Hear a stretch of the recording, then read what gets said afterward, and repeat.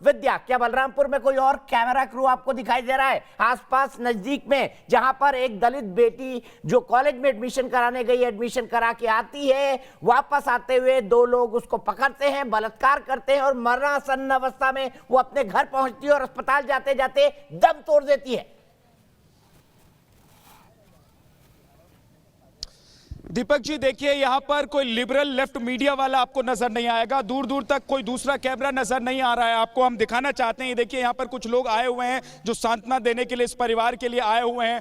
सियासी पार्टियां जो आसपास के लोग हैं वो लोग आ रहे हैं, लेकिन बड़े बड़े नेता जो लड़ रहे हैं, झगड़ रहे हैं। हमने देखा है कि आप दिखा रहे थे तस्वीर दीपक जी कि डीएनडी पर दिल्ली नोएडा जो रास्ता है वहां पर किस तरीके से ऐसा लग रहा था कि कांग्रेस रैली निकाल रही है, वहां पर सड़क मार्च करने की कोशिश कर रही है कांग्रेस, लेकिन यहां पर कोई नहीं है क्योंकि यह बलरामपुर है, ये 750 किलोमीटर दूर है दिल्ली से, और यहां पर आना बहुत आसान नहीं है, यहां पर आकर बात करना बहुत आसान नहीं है। यहां पर इसलिए आसान आना नहीं है क्योंकि यहां पर आने से आपका वोट बैंक खिसक सकता है। हम सवाल यही पूछ रहे हैं कि अगर हाथरस की बेटी के लिए आप लड़ रहे हैं तो फिर बलरामपुर की बेटी के लिए क्यों नहीं लड़ रहे हैं? उस बेटी ने जितना दर्द सहा उतना ही दर्द इस बेटी ने भी सहा है। और दीपक जी मैं बताना चाहता हूं, मैं याद दिलाना चाहता हूं, आज पूरे देश को याद दिलाना चाहता हूं कि देश ने निर्भया का कांड दिल्ली का देखा है, और बलरामपुर जहां पर इस वक्त मैं खड़ा हूं दीपक जी, मुझे बोलते बोलते मेरा गला बैठ जाता है, मुझे रोना आ रहा है कि मैं कैसे बोलूं। ठीक उसी तरह की यह घटना है। हमने दिल्ली में खूब प्रदर्शन देखे थे, उस वक्त देश भर में हमने देखा था कि लोग कैंडल लेकर निकल रहे थे दीपक जी,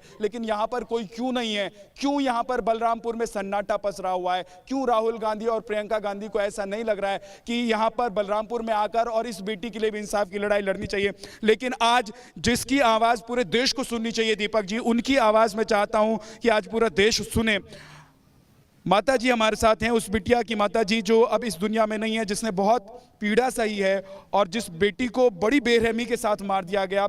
लीवर और जो पोस्टमार्टम रिपोर्ट है ठीक उसी का जिक्र कर रहा हूं मैं, लीवर और आंत को डैमेज कर दिया गया था। इंटरनल ब्लीडिंग इतनी ज्यादा हुई थी कि घर तो वो लड़की पहुंची थी, लेकिन यहां से जब तक परिवार हॉस्पिटल ले जाता तब तक वो दम तोड़ चुकी थी।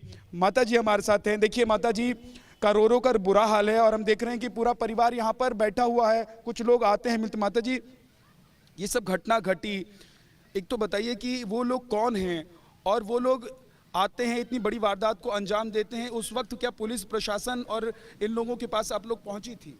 हाँ पहुँचे थे उस समय हमारी तब बच्ची ख़त्म हो गई है तो तुरंत गए थे हम सब कोतवाली रिपोर्ट लिखाए हैं। रिपोर्ट लिखाए हैं, इतने में पता चला है जहाँ हमारे बच्ची को किडनैप कर रखे थे वहाँ पे पता चला। फिर वहाँ पे गए, जो लड़का था साहिल, वो अपने दुकान में ही किडनैप कर रखा था हमारे बच्ची को। फिर उसको साहिल को और एक का क्या नाम था, शाहिद, उस शाहिद को और साहिल को पकड़े और उसके बाद में छीनबीन कर रहे हैं पुलिस वाले। माता जी एक रिक्शे पर बिटिया को, रिक्शे पे हमारी बिटिया गई थी एडमिशन कराने, सुबह 10 बजे मम्मी बिमला विक्रम में वो बीकॉम कर रही थी। फिर कही मम्मी हम जा रहे हैं अभी एडमिशन करा के 12-1 बजे तक हम चले आएंगे। फिर 12-1 बज गया, 2-3 बज गए, 4 बज गए इंतज़ार करते करते। फिर हम फ़ोन लगाने लगे तो फ़ोन घंटी जाए, कोई मोबाइल उठाए नहीं।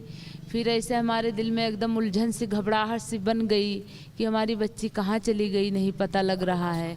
उसके बाद जो बातें हुई और उसके बाद जो घटना हुई उसको देखकर पूरा देश दहल रहा है। और हम लोग दिल्ली से आए हैं, जब सुन रहे हैं दीपक जी तो हम लोग मतलब समझिए कि यहाँ जब खड़े होते हैं बात करते हैं परिवार से तो रोना आ जाता है। अब जरा सोचिए सियासत कैसी हो गई है, ऐसी सियासत कि आप 2 बेटियों में फ़र्क करेंगे, ऐसी सियासत कि आप 2 रेप में फ़र्क करेंगे, ऐसी सियासत कि आपको लगेगा कि वोट बैंक आपका कहाँ है, कहाँ से आप वोट जुटा सकते हैं, कहाँ से नहीं जुटा सकते हैं। बिल्कुल विद्या सही बात है, लेकिन एक लार्जर सवाल भी है कि बेटियों के ऐसे हालात उत्तर प्रदेश में क्यों, इस पर भी हम बात करेंगे।